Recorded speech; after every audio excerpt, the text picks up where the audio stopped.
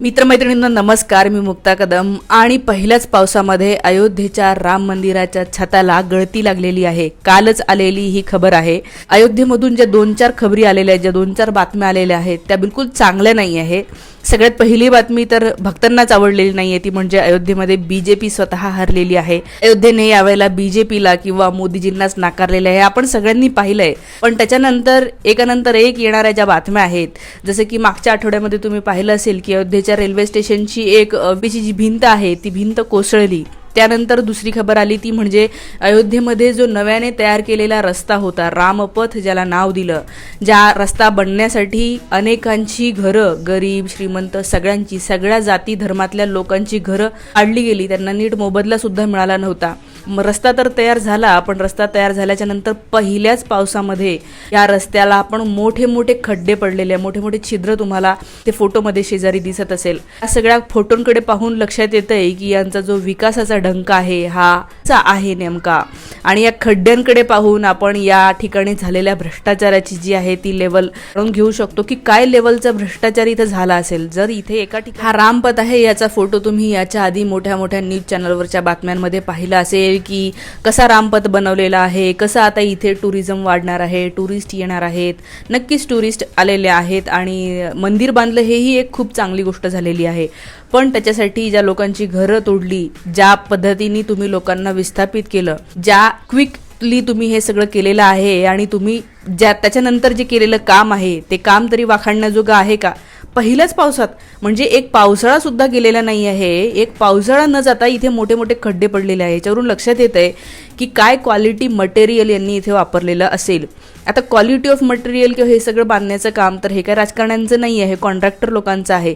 पण ह्या कॉन्ट्रॅक्टर लोकांना जर राजकारण्यांचा धाक नसेल, सत्ताधाऱ्यांचा धाक नसेल, ज्यांनी ठेका घेतला होता की नाही की आम्ही मंदिर बांधतोय, त्या लोकांचा बिलकुल धाकच नव्हता. आणि धाक नव्हता असं नाही आहे, यांच्या आतून साटेलोटे असतात. त्याच्यामुळे कॉन्ट्रॅक्टरलाही माहीत असतं की मी यांना यांचा हिस्सा जो आहे तो कमिशन देऊन दिलेला आहे, त्याच्यामुळे ते आपल्याला काय म्हणणार नाही आहेत. आणि हे झालंय तसंच सगळं झालं. आणि फक्त त्या 22 जानेवारीच्या कार्यक्रमापुरता हा रस्ता जो आहे तो टिकलेला दिसतोय.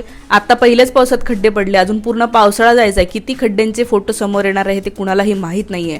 पण हे असं होणं आणि याच्यासाठी लागलाय पैसा, तो काय मोदीजींच्या खिशातून लागलेला नाही आहे, तो तुमच्या आमच्या टॅक्समधनं लागलेला पैसा आहे. आणि त्याच्यानंतर काल संध्याकाळी एक नवीन बातमी आली, ती म्हणजे राम मंदिराच्या छताला जी आहे ती गळती लागलेली आहे. आणि छत म्हणजे काय, मंदिराचा कुठलाही भाग नाही. त्या महंतांचा व्हिडिओ तुम्ही एकदा बघा येण्यावरचा. लेकिन जो भी मंदिर बन गए हैं जहाँ रामलला विराजमान हैं और जो आगे भी जगह बनी है उसमें एक ही पहली वर्षा में ही पानी चूने लगा, अंदर पानी भर गया था, पानी निकलने का जगह नहीं है और कल तक पानी ऊपर से चूता भी है. ये समस्या जो है इसका समाधान पहले आज कल में सोच करके उसको निश्चित कर लें, नहीं तो वर्षा जब शुरू होगी तो वहाँ पूजा अर्चना और कालता दर्शन और या महंतांनी डायरेक्ट हे सांगितलेलं की ज्या ठिकाणी मूर्ती आहे प्रभू श्रीरामाची, जी नवीन मूर्ती आपण सगळ्यांनी, ती सुंदर मूर्ती जी आहे ती फार सुंदर मूर्ती आहे, फार सुंदर मंदिर आहे ते. पण ज्या ठिकाणी मूर्ती आहे त्या ठिकाणी वरून ते छत गळतं आहे. आणि त्यांनी असं सांगितलं की इथून पाणी जाण्याचा पण कुठलाही रस्ता नाही आहे. ज्या अर्थी छत गळत आहे, गाभारा ज्याला आपण म्हणू, मेन प्लेस जी आहे त्याच्यामध्ये गळती होते आहे, याचा अर्थ काय प्रकारे कन्स्ट्रक्शन यांनी केलेलं आहे. यांना जी घाई पडली होती की नाही, रामनवमीला खरं म्हणजे या मंदिराचं उद्घाटन व्हायला पाहिजे होतं, पण इलेक्शनच्या आधी यांना फायदा उचलून घ्यायचा होता या राम मंदिराचा. त्याच्यामुळे त्यांनी इलेक्शनच्या आधी याचं इनॉग्रेशन केलं. म्हणजे घाईघाईत, म्हणजे जे आदेश दिलेले असतील यांना बांधकामाचे, बांधकाम करणाऱ्या लोकांना की आपल्याला हे पटकन करायचं आहे, होऊ शकतं का? अरे तुम्ही म्हणाल ना तर तुम्हाला 8 दिवसात पण एखादा माणूस घर बांधून द्यायचं गॅरंटी देईल, आणि घर बांधून पण देईल, पण ते घर किती दिवस टिकेल याचा विचार तुम्ही केलाय का? तुम्ही ज्या क्विकली करण्याचे आदेश तुम्ही दिलेले होते तेव्हा तुम्ही हा विचार केला का की हे टिकेल का? त्याच्यामध्ये काहीतरी फॉल्ट राहिला तर काय? म्हणजे सरळ सरळ हे दिसतंय की इथं खूप मोठं यांनी दुर्लक्ष केलेलं आहे. या बिल्डिंग स्ट्रक्चरमध्ये काहीतरी खूप मोठं दुर्लक्ष राहिलेलं आहे.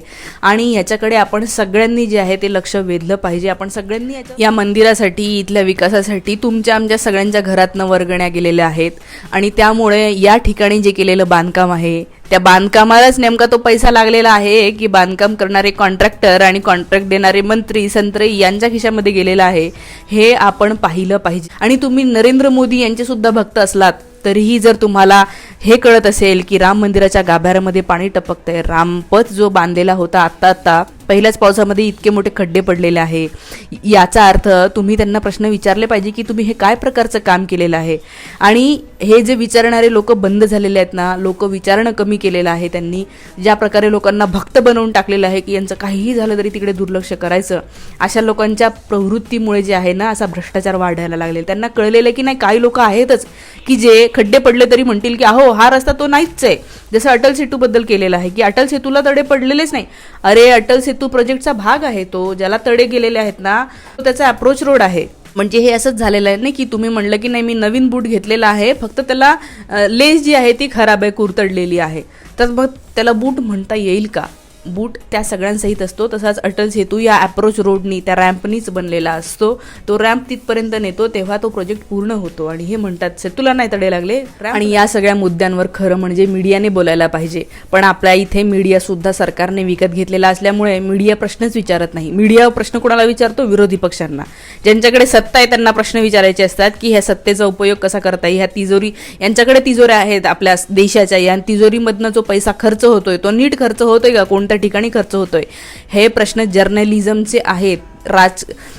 काय म्हणूया आपण, पत्रकार लोकांचं काम हे सत्ताधाऱ्यांची चापलुसी करणं कधीही नसतं. सत्ताधाऱ्यांना प्रश्न विचारणं हे सगळ्यात महत्त्वाचं काम असतं जर्नलिस्ट लोकांचं. त्याला आपण म्हणतो ना की लोकशाहीचा तिसरा स्तंभ, चौथा स्तंभ. का म्हणतो?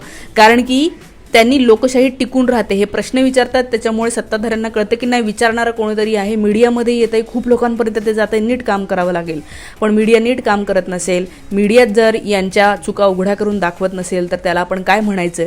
गुड न्यूजच्या नावाखाली, पॉझिटिव्हिटीच्या नावाखाली हे फक्त चांगलं चांगलं दाखवणं जे सुरू आहे, पण खूप मोठा भ्रष्टाचार त्याच्यामुळे थांबलेला नाही. तुम्ही चांगल्या न्यूज दाखवले याचा अर्थ खराब गोष्टी थांबतात असं नाही होत, उलट खराब गोष्टी वाढतात. कारण की त्यांना कळतं की नाही चुकीचं केलं तरी ते येणार नाही आहे, चांगलंच येणार आहे फक्त. त्यामुळे आपण हे बोललं पाहिजे. आज इथेच थांबते. व्हिडिओ आवडला असेल जास्तीत जास्त लोकांपर्यंत शेअर करा, कमेंट करा. तुमच्या कमेंट्सनी मला मदत होते. आणि तुम्हाला चॅनलला काही मदत करावी वाटत असेल तर थँक्स आणि जॉईन बटन तुम्ही दाबू शकता. Thank you so much.